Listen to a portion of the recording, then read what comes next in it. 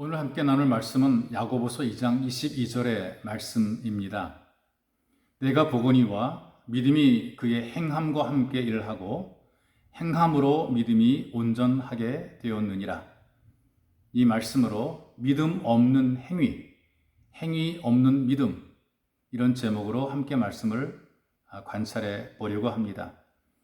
사람들이 끊임없이 말을 주고받지요. 대화를 합니다. 바로 이 말이 그 사람의 인격이고 생각이고 또 사람의 뜻이고 꿈이고 또 그 사람의 사랑입니다. 근데 말만 잘하는 사람이 있고 행동보다 또 말이 앞서는 사람들이 있습니다.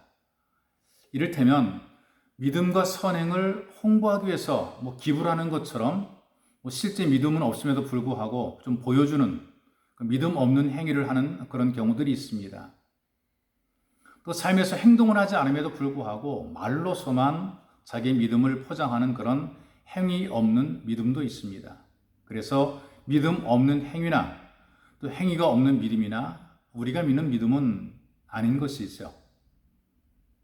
강에서 배로 승격을 치러 나르는 나이가 많은 뱃사공이 있었어요. 그 뱃사공은 한쪽 노에 믿음, 또 다른 쪽 노에다는 실천이라는 글자를 써 놓았습니다. 승객들이 궁금해서 물어봅니다. 무슨 의미입니까? 사공은 대답하지 않고 믿음이라는 노만 힘차게 저어갑니다. 그랬더니 배가 앞으로 나가는 것이 아니라 계속해서 원을 그리며 제자리를 맴돌고 있습니다. 이번에는 실천이라는 노를 계속 저었습니다.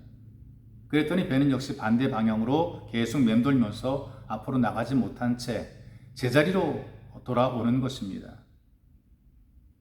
그리고 이번에는 두 개의 노를 함께 저었습니다. 믿음이란 노와 실천이란 노를 함께 저었습니다. 그랬더니 배가 물살을 가르면서 앞으로 나아갑니다. 그때 사공이 손님에게 이렇게 얘기를 합니다. 저는 그리스도인입니다.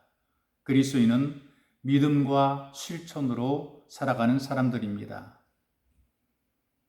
다시 말하게 되면 믿음이 없는 행위나 또 행위가 없는 믿음은 모두 제자리를 맴도는 배와 같다는 것이죠. 앞으로 나가지 않고 있는 것입니다. 우리 신앙생활은 반드시 믿음과 실천이 조화를 이루어야 합니다. 그래서 성도들에게 필요한 것은 믿음의 실천입니다.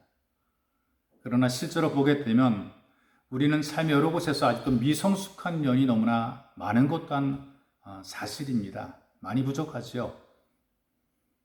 우리가 죄인된 사실을 스스로 인정을 합니다. 그러나 그럼에도 불구하고 좀 더 우리가 실천을 하는, 들은 대로, 본 대로, 경험한 대로 실천하는 실천이 중요하다고 생각이 됩니다.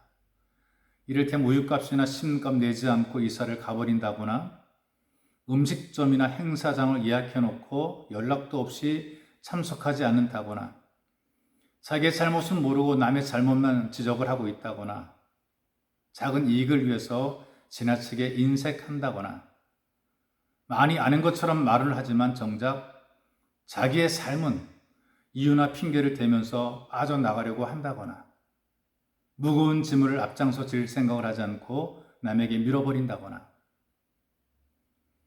정말 중요한 것은 말씀처럼 많이 아는 것보다 한 가지라도 실천하는 것이 중요합니다.